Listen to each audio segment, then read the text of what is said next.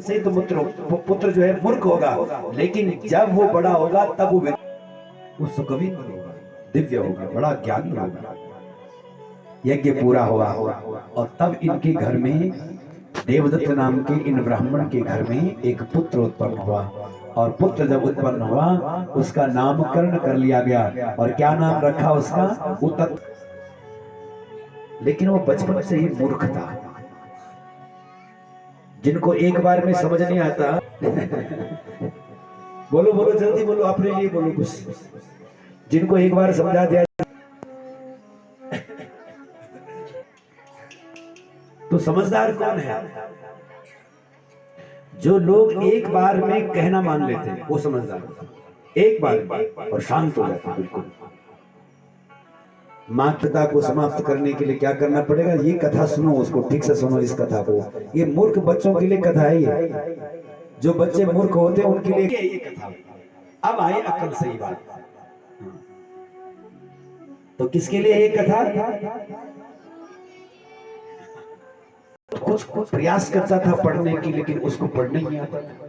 लेकिन तो लोग जो हैं कहने लगे, अरे ये तो मूर्ख है, ये तो मूर्ख है, मूर्ख है। उसको बड़ी शर्मिंदगी होती है जब उसको कोई मूर्ख कहता करके बोलते, अरे ये मूर्ख जो है ना, जो ये तो देवदत्त नाम के विद्वान पंडित जी का पुत्र। छोड़ करके निकल दिया, जंगल में चला गया। क्या करता? घर छोड़ करके चला गया। गंगा के किनारे आया, ध्यान से सुनना इस कथा को। गंगा के किनारे आया, ना आता है ना देवता का नाम आता, कुछ भी तो नहीं आता मुझे। बोलूंगा झूठ कभी नहीं बोलूंगा, चाहे जान चली जाए पर झूठ नहीं बोलूंगा। एक व्रत लिया, सत्य व्रत हो गया। इसको क्या कहने लगे? सत्य व्रत। उतथ्य नहीं रहा, अब सत्य व्रत। लेकिन विचार करता कि सुख है, किसी भी जीव को कष्ट नहीं देता। में मरणं भावे जीवितं धीक्ष्य मूर्खस्य तरसा मरणं ध्रुवम्। अरे रे, माथा टेको, वहां प्रणाम करो, संकल्प करो करके गंगा में प्रवेश करें। संध्या समिदो होमं विवेद च तदा मुनि स्नानं च शूद्रवत् तत्र गंगायां मंत्रवर्जितम्। बताओ, ये भी कोई जीवन है मेरा? वंद्य स्वरूपा च यथा निष्फलो द्रुम।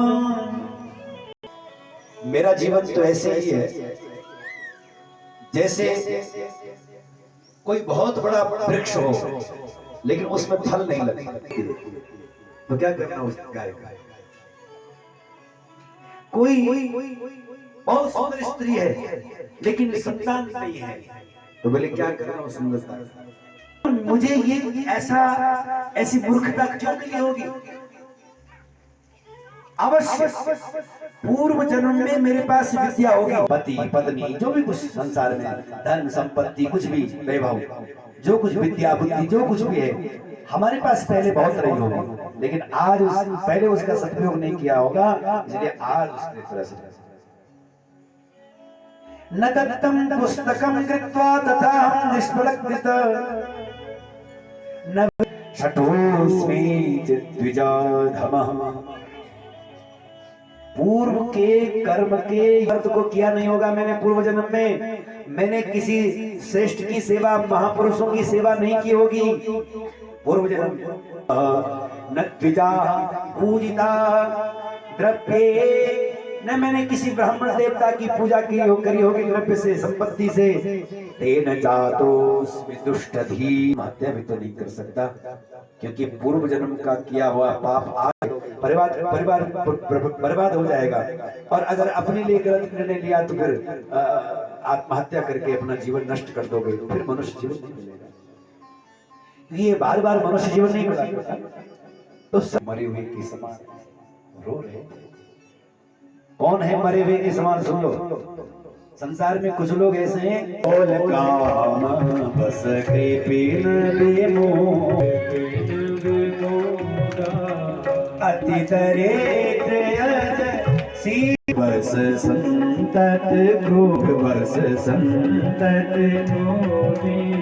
विष्णु विमुख श्रुति संत विरोधी विष्णु विमुख श्रुति संत विरोधी तन पोषक निंदक अघखानी तन पोषक निंदक अघखानी 14 प्राणी जीवत सब सम 14 प्राणी जीवत सब सम 14 प्राणी हुआ वो मरा हुआ जो वाव मार्गी है मरा हुआ उनके अधीन व्यक्ति मरा हुआ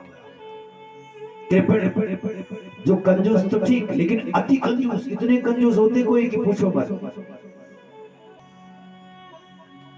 3 कंजूस गए ना तो उन्होंने घी लाया खरीद करके से लेता हूं बोले क्या करते हो बोले मैं घी को जो घी के अंदर घी का ढक्कन खोलता हूं और फिर रोटी पे लगाता हूं फिर खाता तो तू करता तो इतना थोड़ी खर्च करना चाहिए तो अति हो गई तो बोले फिर तुम कैसे करते हो बोले मैं ऐसा करता हूँ कि बस चम्मच अंदर डालता हूँ और पूरा बहुत अच्छा घी लग जाता है डब्बे के बाहर से लगा लेता हूँ बस हो गया और ऐसे जो ढक्कन तक कम से कम कोई ढक्कन तो खोल रहा है कम से कम हवा तो लग रही है लेकिन कुछ लोग हैं कि ढक्कन भी न खोले और बाहर से ही और रोटी को बाहर से बस पहुंच